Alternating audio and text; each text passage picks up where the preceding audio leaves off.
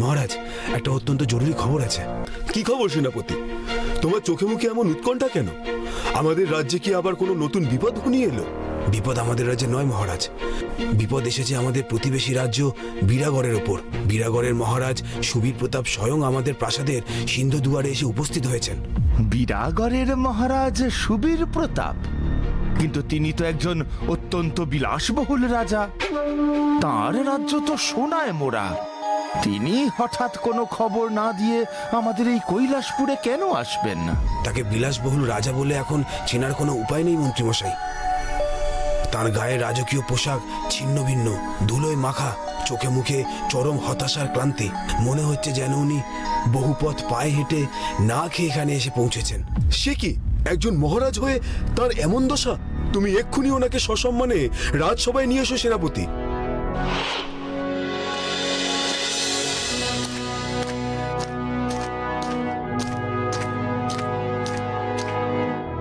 মহারাজ সুবীর প্রতাপ, আপনার একই অবস্থা। আপনার বীরাগড় তো অত্যন্ত সমৃদ্ধশালী রাজ্য, আর আপনার এমন বেশ কেন? আমার আর কিচ্ছু নেই মহারাজ নরেন্দ্র, আমার সব শেষ হয়ে গেছে। আমার সেই সোনার রাজ্য বীরাগড় আজ একেবারে ভিখারি হয়ে গেছে। আমার প্রজারা আজ খেতে না পেয়ে হাহাকার করছে। শান্ত হন মহারাজ, আপনি একটু খুলে বলুন, ঠিক কি এমন দুর্যোগ নেমে এলো আপনার রাজ্যে? সে এক দীর্ঘ কাহিনী মন্ত্রী মশাই। আমাদের রাজ্য বীরাগড়ের মূল সম্পদ বা শক্তি ছিল একটি জাদুকরী পাথর। সেই পাথর ছোঁয়ালেই লোহা বা তামা সোনায় পরিণত হতো, আর সেই সোনার জোরেই বীরাগড় ফুলে ফেঁপে উঠেছিল। এমন জাদুকরি পাথর আপনি কোথায় পেয়েছিলেন মহারাজ? আমাদের রাজ্যের সীমানা ছাড়িয়ে বহু দূরে এক দুর্গম পর্বত আছে, নাম কালকুম্ভ পর্বত। সেই পর্বতে বাস করেন কুম্ভ নামের এক মায়াবী ও শক্তিশালী বৃদ্ধ সাধক। বহু বছর আগে তিনি আমার সেবায় সন্তুষ্ট হয়ে আমাকে ওই পরশ পাথরটি উপহার দিয়েছিলেন। তাহলে আজ আপনাদের এই দশা কেন? সেই পাথর কি চুরি হয়ে গেছে? চুরি হয়নি মহারাজ, সেই পাথর আমি নিজেই হারিয়ে ফেলেছি। কয়েক মাস আগে আমার একমাত্র আদরের মেয়ের এক অজানা ও মারাত্মক অসুখ হয়। কোনো বৈদ্য তাকে সারাতে পারছিল না। তখন এক সাধু জানান, ওই পাথরটি একটি পবিত্র নদীতে বিসর্জন দিলে তবেই আমার মেয়ের প্রাণ বাঁচবে। হে ভগবান! একজন বাবা হয়ে আমি কি আর তখন সম্পদের কথা ভাবতে পারি? মেয়ের জীবন বাঁচাতে আমি সেই পরশ পাথর নদীতে ফেলে দিই। আমার মেয়ে তো বেঁচে গেল, কিন্তু আমার রাজ্য আজ নিঃস্ব, রাজকোষ শূন্য, প্রজারা অনাহারে মরছে। আমি একজন ব্যর্থ রাজা মহারাজ। আপনার মেয়ের জন্য আপনি যা করেছেন তা একজন শ্রেষ্ঠ পিতার পরিচয়, কিন্তু এখন আমরা আপনাকে কিভাবে সাহায্য করতে পারি? আমি শুনেছি আপনার রাজ্যে ভোলা নামের এক আশীর্বাদ পুষ্ট বালক আছে, যে স্বয়ং ভোলানাথের কৃপায় অসাধ্য সাধন করতে পারে। আমার একান্ত অনুরোধ মহারাজ, আপনি ভোলাকে একবার ওই কালকুম্ভ পর্বতে পাঠান। সে যেন মায়াবী কুম্ভের কাছে গিয়ে আমাদের বীরাগড়ের প্রজাদের প্রাণ বাঁচাতে আর একটি পরশ পাথর চেয়ে আনে। সে ছাড়া এই দুর্গম পথে আর কেউ যেতে পারবে না। এ কেমন কথা মহারাজ? একটা সামান্য 8 বছরের ছেলেকে আপনি পাঠাতে চাইছেন ওই দুর্গম কালকুম্ভ পর্বতে? যে কাজ আপনার সৈন্যরা পারল না, তা ওই পুচকে ছেলেটা করবে? মন্ত্রীমশাই, ভোলার ক্ষমতা নিয়ে তোমার মনে সংশয় থাকলেও আমাদের কারোরই নেই। কালকুম্ভের পথ যদি দুর্গম হয়, তবে একমাত্র পারলে ভোলাই পারবে সেই পথ অতিক্রম করতে। সেনাপতি, তুমি এক্ষুনি ভোলাকে খবর দাও।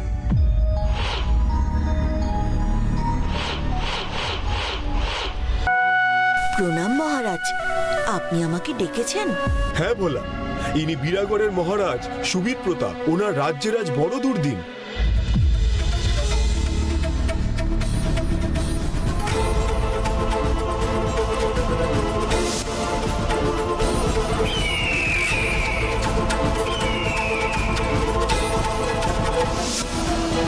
আমি সবটা বুঝতে পেরেছি মহারাজ। বীরাগড়ের সাধারণ মানুষেরা না খেয়ে মারা যাবে এটা তো হতে দেওয়া যায় না।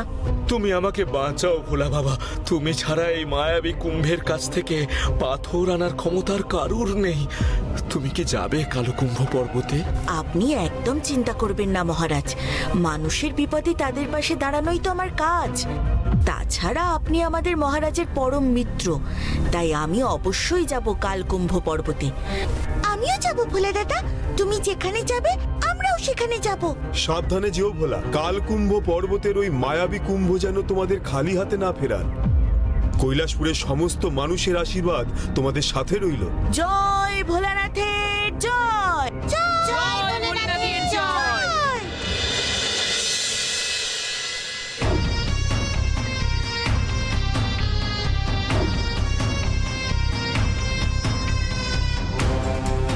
আমাদের নজর রাখতে হবে ওই কালকুম্ভ পর্বতের দিকে।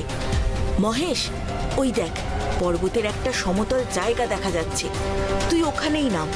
ঠিক আছে ভোলা, তোরা সবাই শক্ত হয়ে ধরে বস, আমি নামছি।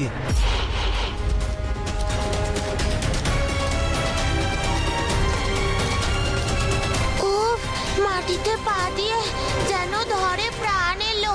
কিন্তু জায়গাটা কি ভয়ানক রে, এখানে তো কোনো গাছপালাও নেই। আমার তো এখনই খিদে পেয়ে গেল। এই পাথরের পাহাড়ে কি খাবার দাবার কি কিছু পাওয়া যাবে? আমরা এখানে খাবার খুঁজতে আসিনি নন্দী, আমাদের বিরাগড়ের হাজার হাজার মানুষের প্রাণ বাঁচাতে হবে। চল, আমাদের মায়াবী কুম্ভের ডেরা খুঁজে বের করতে হবে।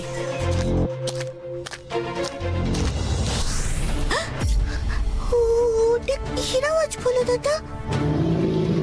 ওরে বাবা রে, এত বড় ভাল্লুক, এ তো আমাদের আস্ত গিলে খাবে। ভোলা, বাঁচা। আমি তো দৌড়তেও পারবো না, আমার পা কাঁপছে। তোরা পিছিয়ে যা, আমি দেখছি একে।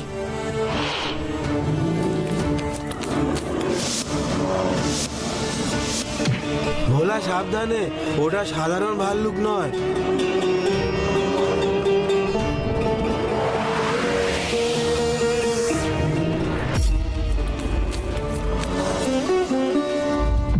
পাহাড়ি জন্তুর সাথে খালি হাতে লড়াই করা বোকামি বালক। তুমি কে? আর এই দুর্গম কালকুম্ভ পর্বতে তোমাদের কি কাজ? প্রণাম ঠাকুর, আপনি আমাদের প্রাণ বাঁচালেন। আমি কৈলাসপুরের ভোলা, ভোলানাথের এক সামান্য ভক্ত। আর এরা হলো আমার বন্ধু। আমরা বিরাগড়ের মহারাজা সুবীর প্রতাপের হয়ে আপনার কাছে এসেছি। ও, তাহলে তুমি সেই ভোলা যার সাহসের কথা আমি এতদিন শুনেছি। আর আমি হলাম এই পর্বতের সাধক কুম্ভ। তা সুধীর প্রতাপের কি চাই? আমি তো তাকে আগেই ওই সোনার পরশ পাথর দিয়েছিলাম। সেই পাথর উনি হারিয়ে ফেলেছেন সাধু বাবা। আজ বিরাগড় রাজ্য চরম দারিদ্র্যের মুখে, প্রজারা না খেয়ে মরছে। আপনি দয়া করে আমাদের আরেকটি পাথর দিন, যাতে হাজার হাজার মানুষের প্রাণ বাঁচে। পরশ পাথর কোনো সাধারণ জিনিস নয় ভোলা, যে চাইলেই সেটা দিয়ে দেওয়া যায়। তবে তুমি যখন অন্যের প্রাণ বাঁচাতে এত কষ্ট করে এখানে এসেছো, আমি তোমাকে পাথর দেব। কিন্তু তার আগে আমার একটা শর্ত আছে। আপনি বলুন সাধু বাবা, আমরা যে কোনো শর্ত পালন করতে রাজি।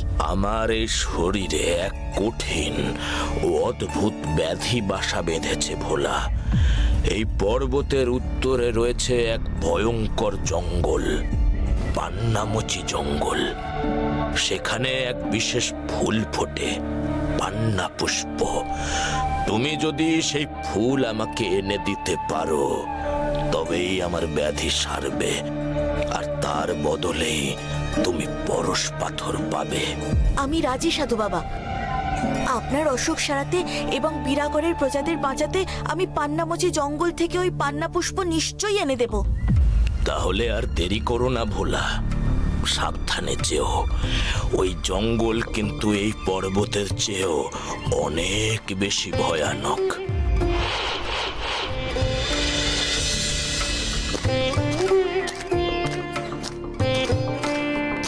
জঙ্গলটা বড্ড ভয়ঙ্কর রে ভোলা।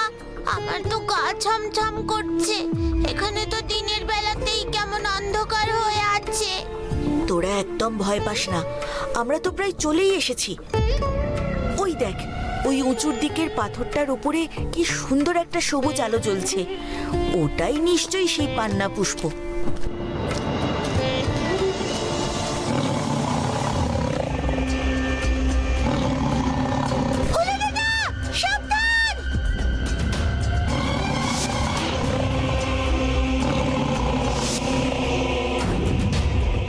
সাবাস ভোলা, দে বেটাকে আরো দুঘা দে।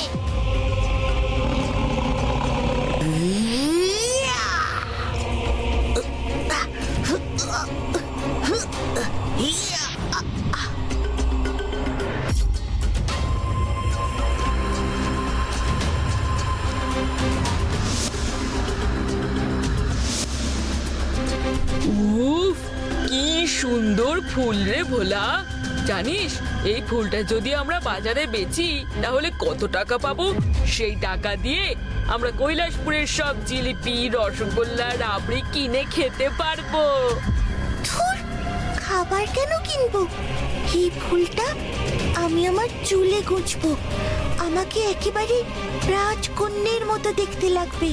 এত কষ্ট করে চিতাবাঘের সঙ্গে লড়াই করে আমরা এই জাদুকরি ফুলটা পেলাম, আর ওই কুম্ভ বুড়োকে অমনি অমনি দিয়ে দেব? কখনো না, এই ফুল আমরাই রেখে দেব। ভোলা, তুই এই কি বলছিস?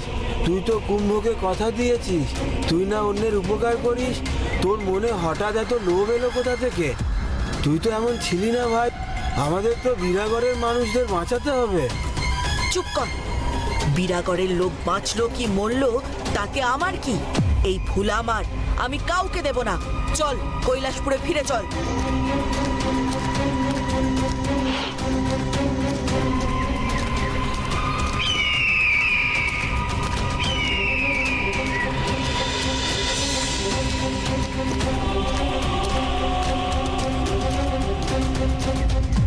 ওম নমঃ শিবায়।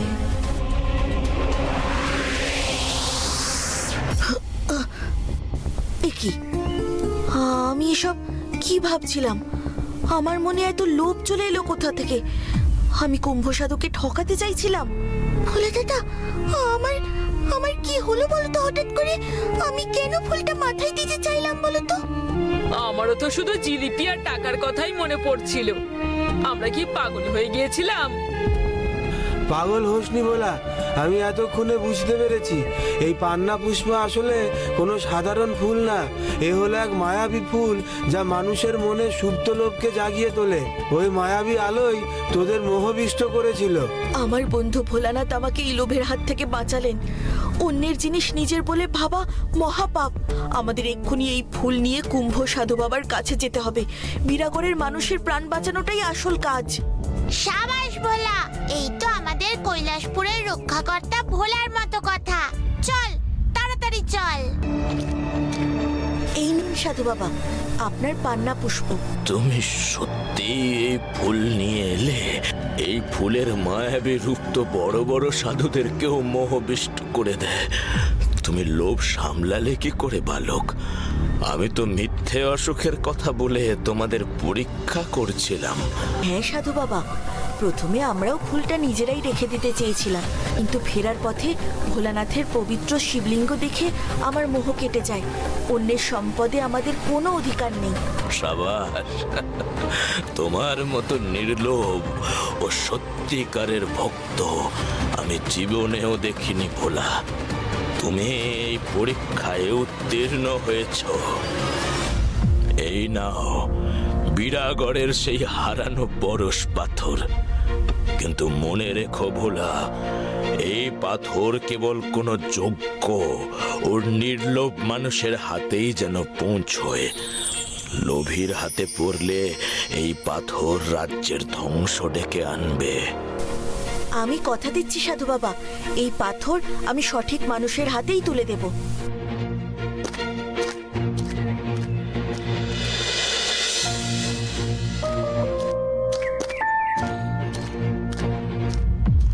থামো বালক, ওই পবিত্র পরশ পাথর নিয়ে তোমরা আর এক পাও বিরাগড়ের দিকে এগোবে না।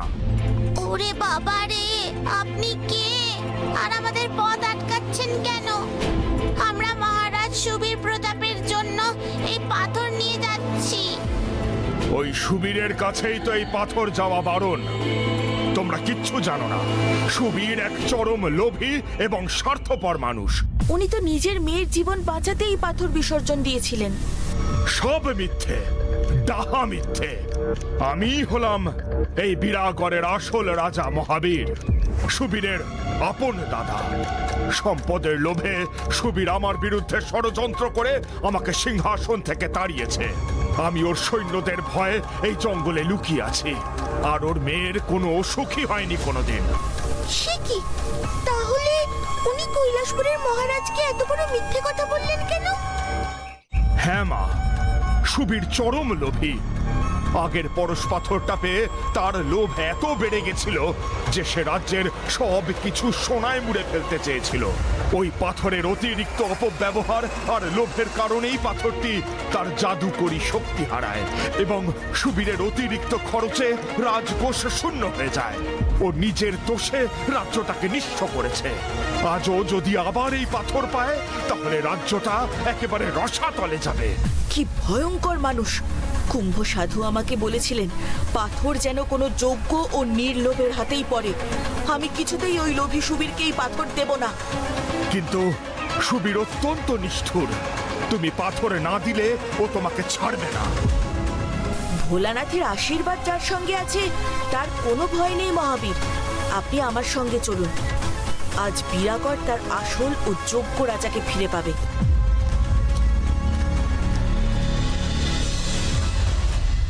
পাথর আমি এনেছি ঠিকই মহারাজ, কিন্তু সেটা আপনার মতো লোভী আর মিথ্যেবাদীর হাতে তুলে দেওয়ার জন্য নয়। দাদা, তুমি তুমি এদের কান ভাঙিয়েছ। রক্ষীরা, এদের সবাইকে বন্দি করো, আর ওই পাথর আমার চাই। কেউ এক পাও এগোবে না। এই পাথর বিরাগড়ের রাজা আসল মহাবীরের প্রাপ্য। তাহলে রেহাই নেই রে ভোলা, তোকে আজ আমার সবচেয়ে ভয়ঙ্কর দৈত্যের হাতে মরতে হবে। কোথায় কোথায়? আয় আয় রে আমার কালো বুনে, এদের শেষ করে দে। পালা! তোরা পিছিয়ে যা।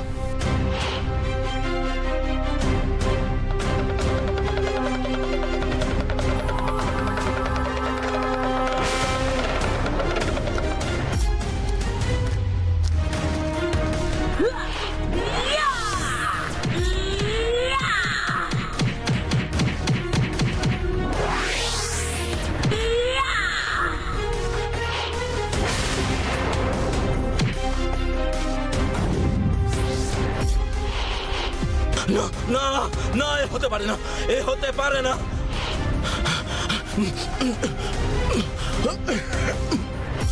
আপনার লোভের দিন শেষ সুবীর প্রতাপ। এবার আপনার পাপের সাজা পাওয়ার সময় এসেছে। কুম্ভ সাধু বলেছিলেন এই পাথর কেবল যোগ্য মানুষের হাতেই মানায়।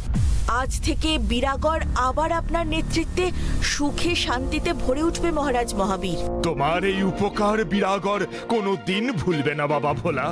তুমি আজ আমাদের রক্ষা করলে। ভোলেনাথ তোমার মঙ্গল করুন। যাক, এবার নিশ্চয়ই রাজভোজে অনেক জিলিপি আর রাবড়ি পাওয়া যাবে। আমি তো খিদের চোটে মরেই যাচ্ছিলাম। কি বলছো তুমি? একটা ভিখিরি সাধু বিনা অনুমতিতে বিনা খাজনায় আমার জমিতে ঘর বানিয়েছে, আর তুমি তাকে আটকাতে পারোনি?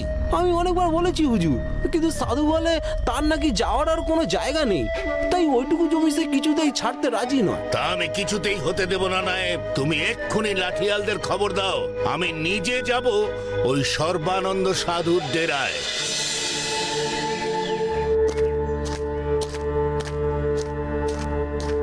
এই যে ভণ্ড সাধু, চোখ খুলে দেখো কে এসেছে। স্বয়ং কৈলাসপুরের জমিদার নরেশ বাবু তোর এই ভাঙা কুড়ে ঘরের সামনে দাঁড়িয়ে আছে। আসুন জমিদার বাবু, গরিবের এই ছোট্ট কুটিরে আপনাকে স্বাগত। বলুন, আমি আপনার কি উপকারে আসতে পারি? চুপ কর ভিখারি, তুই আমার উপকারে আসবি? তুই জানিস তুই কত বড় অপরাধ করেছিস? তুই বিনা অনুমতিতে আমার জমিতে এই কুঁড়ে ঘর বানিয়েছিস। জমিদার বাবু, এই জমিটা তো অনেক বছর ধরে ফাঁকাই পড়েছিল, আমার যাওয়ার কোনো জায়গা নেই, তাই ভোলেনাথের নাম নিয়ে এখানে মাথা গোঁজার একটু ঠাঁই বানিয়েছি।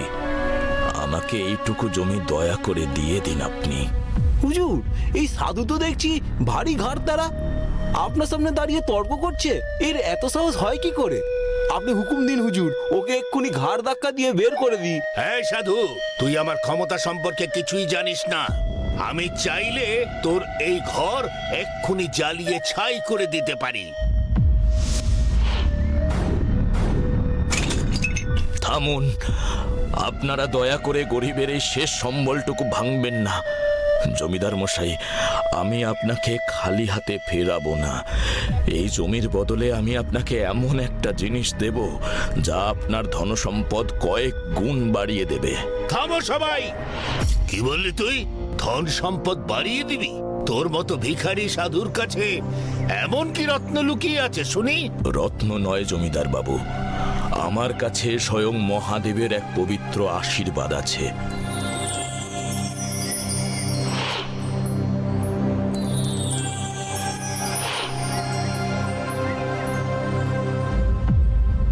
এ কি হুজুর, এ তো সাধারণ কোনো পাথর নয়, এই যে দেখছি পারদ দিয়ে তৈরি শিবলিঙ্গ। ঠিক ধরেছেন, এটি একটি পবিত্র পারদের শিবলিঙ্গ। বহু বছর ধরে আমি হিমালয়ের গুহায় কঠিন তপস্যা করে এই শিবলিঙ্গ লাভ করেছি। আপনি যদি আমাকে এই জমিটুকু দেন, তবে এই শিবলিঙ্গ আপনাকে আমি দিয়ে দেব। কিন্তু এই একটা সাধারণ শিবলিঙ্গ নিয়ে আমি কি করব? আমি তো তোর মতো বসে বসে পুজো করব না। এতে আমার কি লাভ হবে? এর মহিমা অনেক জমিদার বাবু। এটি স্বয়ং মহাদেবের অংশ। এর ভেতরে যে প্রাণ শক্তি আছে তা আপনার চারপাশের নেতিবাচক শক্তিকে একেবারে দূর করে দেবে। এই পবিত্র পারদের শিবলিঙ্গ আপনি যদি আপনার কাছারি ঘরে সযত্নে রাখেন, তবে আপনার সম্পত্তি আর ধনরত্ন জাদুর মতো দ্বিগুণ হতে শুরু করবে। আপনার ভান্ডার কখনো শূন্য হবে না। সত্যি বলছিস? এই শিবলিঙ্গ আমার সম্পত্তি দ্বিগুণ করে দেবে? আমি মিথ্যাচার করি না জমিদার মশাই। হুজুর, আমার তো মনে হয় এই সাধু একদম ঠিক বলছে।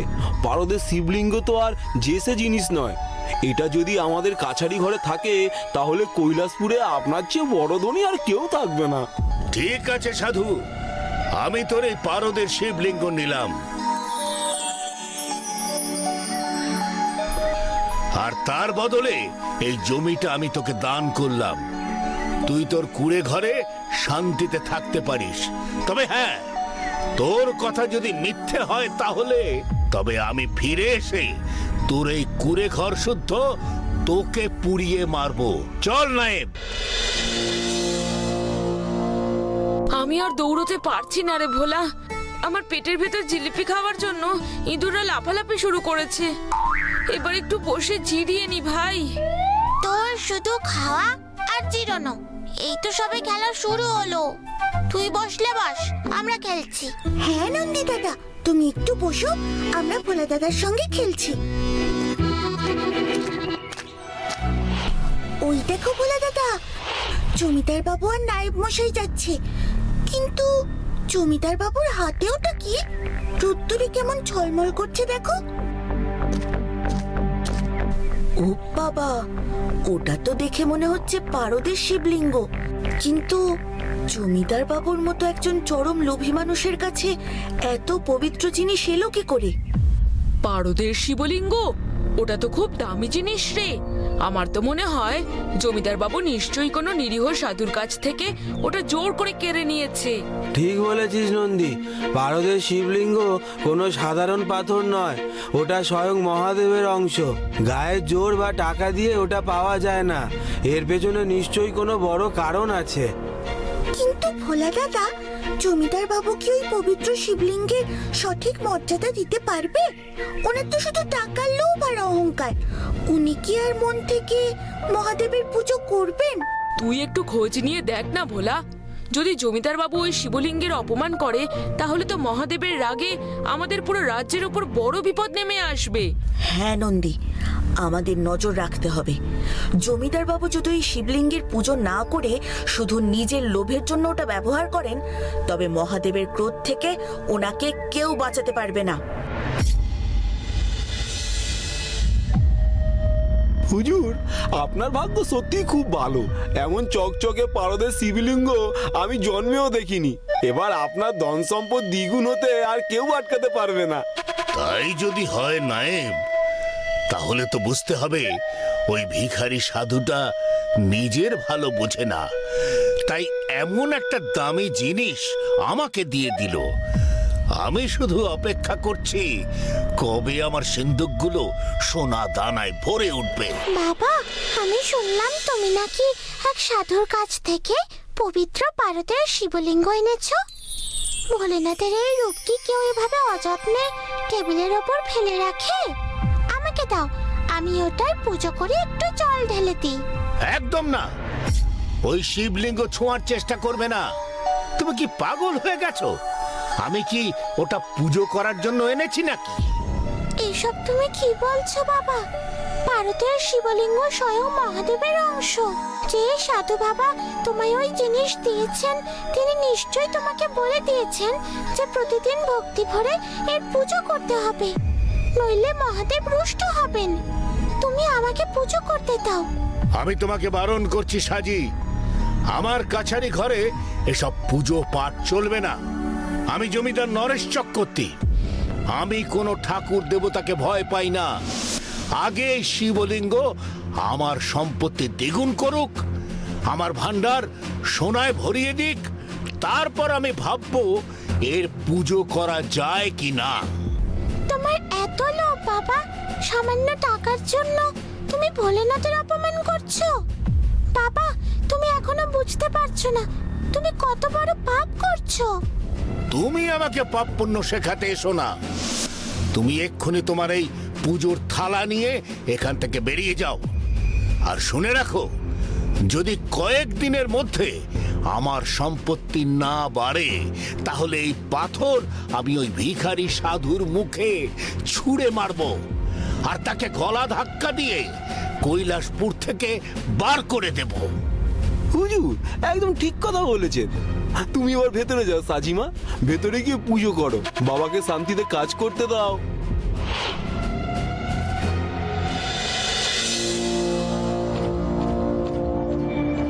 আগে এই শিবলিঙ্গ আমার সম্পত্তি দ্বিগুণ করুক, তারপর আমি ভাববো এর পুজো করা যায় কিনা। এত বড় স্পর্ধা! একজন অতি সামান্য লোভী মানুষ হয়ে তুই স্বয়ং মহাদেবের পবিত্র পারদের শিবলিঙ্গের অপমান করছিস।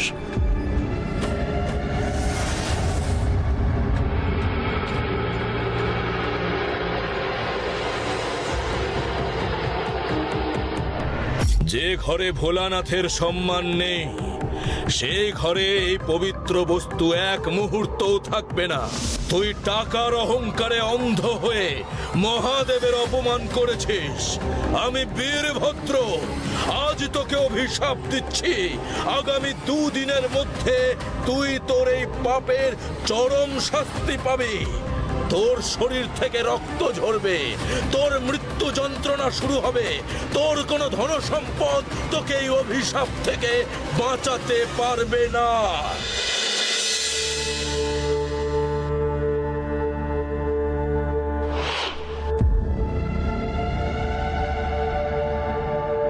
ভোলা, তুমি এসেছো? দেখো না বাবার কি অবস্থা। কাল রাত থেকে হঠাৎ বাবার মুখ দিয়ে শুধুই রক্ত উঠছে।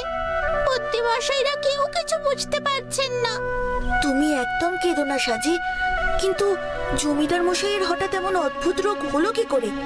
কাল সকালেও তো উনি একদম সুস্থ ছিলেন। আমি কিছুই বুঝতে পারছি না। কাল দুপুরে বাবা কোথা থেকে একটা চকচকে পাথরের শিবলিঙ্গ এনেছিল। আমি ওটার পুজো করতে চেয়েছিলাম বলে বাবা খুব অপমান করে আমাকে তাড়িয়ে দেয়। তারপর আজ সকালে বাবা দেখে ওটা টেবিলের উপর নেই, একেবারে হাওয়ায় মিলিয়ে গেছে। আর ঠিক তারপর থেকেই বাবার এই রক্ত ওঠা শুরু হলো। হাওয়ায় মিলিয়ে গেল? সে আবার কি কথা? আমার তো কিছুই মাথায় ঢুকছে না।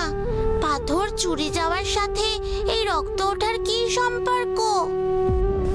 সম্পর্ক আছে শিবু, সম্পর্ক আছে। সাজি যে চকচকে পাথরের কথা বলছে ওটা কোনো সাধারণ পাথর নয়, ওটা স্বয়ং মহাদেবের অংশ, পারদের শিবলিঙ্গ। কাল মাঠে খেলার সময় আমরা জমিদার মশাইয়ের হাতে ওটা দেখেছিলাম। তার মানে ওই পবিত্র শিবলিঙ্গের অপমান করার জন্যই কি মহাদেব রেগে গিয়ে জমিদার বাবুকে এই শাস্তি দিয়েছেন? আমারও তো সেটাই মনে হচ্ছে।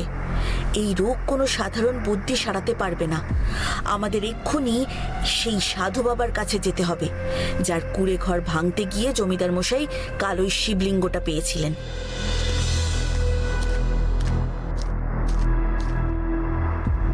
প্রণাম সাধু বাবা, আমরা খুব বিপদে পড়ে আপনার কাছে এসেছি। আপনি জমিদার বাবুকে যে পারদের শিবলিঙ্গ দিয়েছিলেন সেটা ওনার ঘর থেকে উধাও হয়ে গেছে, আর ওদিকে জমিদার বাবু রক্ত উঠে মারা যাচ্ছেন। শিবলিঙ্গ উধাও? হে ভোলেনাথ, জমিদার নরেশ চক্রবর্তী নিশ্চয়ই ওই পবিত্র পারদের শিবলিঙ্গের ঘোর অপমান করেছেন। তাই ওই মহাশক্তিশালী যোগী বীরভদ্র রেগে গিয়ে ওটা ফিরিয়ে নিয়েছেন। যোগী বীরভদ্র? তিনি কে সাধু বাবা? ওই পারদের শিবলিঙ্গ তাঁরই আশীর্বাদ ছিল। আমি অনেক বছর তপস্যা করে ওটা পেয়েছিলাম, কিন্তু তিনি এই অপমান মেনে নেননি। বীরভদ্রের অভিশাপেই জমিদার আজ মৃত্যুর মুখে ঢলে পড়েছে। সাধু বাবা, আপনি শুধু বলুন যোগী বীরভদ্র কোথায় থাকেন, আমি তার কাছে গিয়ে ক্ষমা চেয়ে শিবলিঙ্গটা আবার ফিরিয়ে আনবো। সে তো এক অসাধ্য সাধন ভোলা। বীরভদ্র থাকেন উত্তরের বরফে ঢাকা এক দুর্গম পাহাড়ের চূড়ায়। সেই পাহাড়ে পদে পদে মৃত্যু ফাঁদ। তুমি পারবে না বাবা। সাজি আমাদের খুব ভালো বন্ধু সাধু বাবা, আর আমি আমার বন্ধুর চোখের জল মোছাবার জন্য সব বিপদ পার হতে রাজি। মহাদেব আমাদের সঙ্গে আছেন। আমরা আজই উত্তরের পাহাড়ের দিকে রওনা দেব।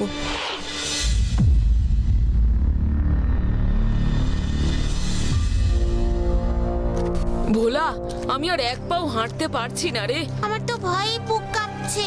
হ্যাঁ বলে দাদা, চারদিকটা কেমন একটা অদ্ভুত শান্ত মনে হচ্ছে, যেন বরফের আড়ালে কোনো বড় বিপদ লুকিয়ে আছে।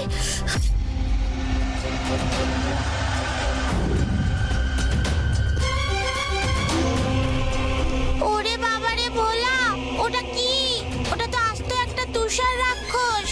সবাই মহেশের পিছনে গিয়ে লুকো, ওটা তুষার মানব ইয়েতি।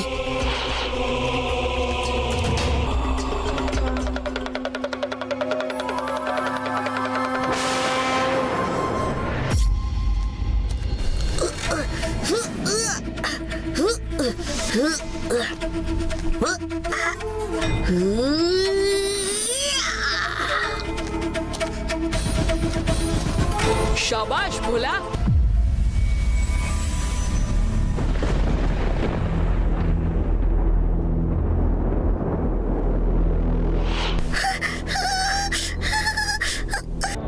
সবাই সবাই সবার হাত শক্ত করে ধর, কেউ হাত ছাড়বি না।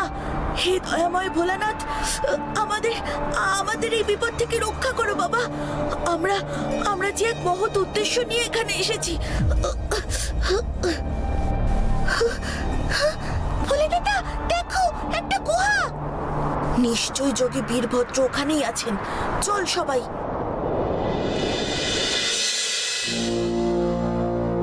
প্রণাম যোগীবর। আমি জানি তুই কেন এত দুর্গম পথ আর বাধা পেরিয়ে এখানে এসেছিস ভোলা, কিন্তু তুই ফিরে যা। ওই পারদের শিবলিঙ্গ আমি আর কাউকে দেব না। জমিদার মশাই চরম অন্যায় করেছেন, কিন্তু ওনার ভুলের জন্য ওনার মেয়ে সাজি কেন কষ্ট পাবে বলুন? জমিদার বাবুর মৃত্যু হলে যে সাজি একেবারে অনাথ হয়ে যাবে। দয়া করে আপনি এই শিবলিঙ্গ আমায় দিন। অসম্ভব। আমি ওই লোভী জমিদারের কাছারি ঘরে মহাদেবের এই আশীর্বাদ আর কোনো দিন পাঠাবো না। আমি এই শিবলিঙ্গ আর জমিদারের কাছারি ঘরে রাখবো না। আমি নিজে এই শিবলিঙ্গ আমাদের গ্রামের মন্দিরে প্রতিষ্ঠা করব। প্রতিদিন আমি নিজে ফুল বেলপাতা আর গঙ্গা জল দিয়ে মহাদেবের পুজো করব। তোর কথায় আমি কেন বিশ্বাস করব ভোলা? তোর ভক্তির জোর কতটুকু তা আমাকে আগে দেখতে হবে তো, তবেই এই শিবলিঙ্গ তুই পাবি। আপনি যা পরীক্ষা নেবেন আমি তাতেই রাজি। ওই দেখ, পারদের শিবলিঙ্গের সামনে একটা প্রদীপ রাখা আছে। আমি চাই তুই তোর ভক্তির জোরে ওই প্রদীপ জ্বালাবি, কিন্তু শর্ত হলো তুই ওই প্রদীপ হাত দিয়ে ছুঁতে পারবি না, আর কোনো আগুনও ব্যবহার করতে পারবি না। যদি পারিস তবেই বুঝবো তুই মহাদেবের আসল ভক্ত।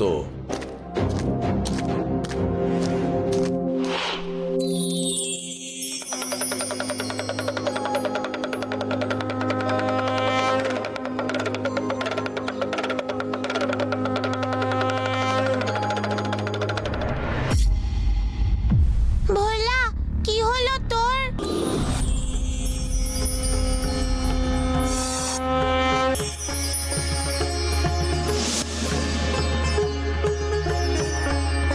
তুই তোর পরীক্ষায় জিতেছিস ভোলা।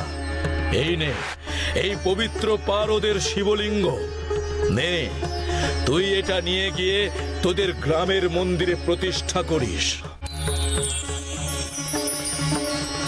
আর এই পাত্রে মানস সরোবরের পবিত্র জল দিলাম। এই জল জমিদারের মুখে দিলে সে তার এই মারণ রোগ থেকে মুক্তি পাবে। আপনার অসীম কৃপা যোগীবর। সাবধানে যাস ভোলা, মহাদেব তোদের সহায় হন।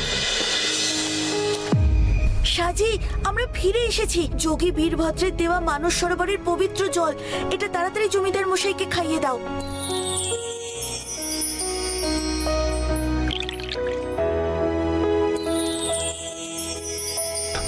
ভোলা, তুমি আমাকে নতুন জীবন দিলে বাবা।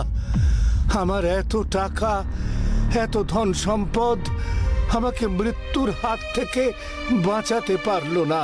জমিদার মশাই, মানুষের আসল সম্পত্তি হলো তার পরিষ্কার মন। অতিরিক্ত লোভ মানুষকে শুধু ধ্বংসের দিকেই নিয়ে যায়। আমি আর কোনোদিন লোভ করব না। কিন্তু বাবা, এই পবিত্র শিবলিঙ্গ এখন কোথায়? ওই শিবলিঙ্গ যোগী বীরভদ্র আমাকে দিয়েছেন। ওটা আপনার কাছারি ঘরে নয়, আমি আমাদের গ্রামের শিব মন্দিরে প্রতিষ্ঠা করব। সেখানে রোজ দুবেলা নিয়ম করে ভক্তি ভরে মহাদেবের পুজো হবে। তোমায় অনেক ধন্যবাদ ভোলা। আজ শুধু তোমার জন্যই আমার বাবা প্রাণে বেঁচে গেল। তুমি সত্যিই আমাদের রক্ষাকর্তা। এবার বুঝলে তো সাজি, আমাদের ভোলা দাদা থাকলে এই কৈলাসপুরের কোনো বিপদ হতে পারে না। জয় ভোলানাথের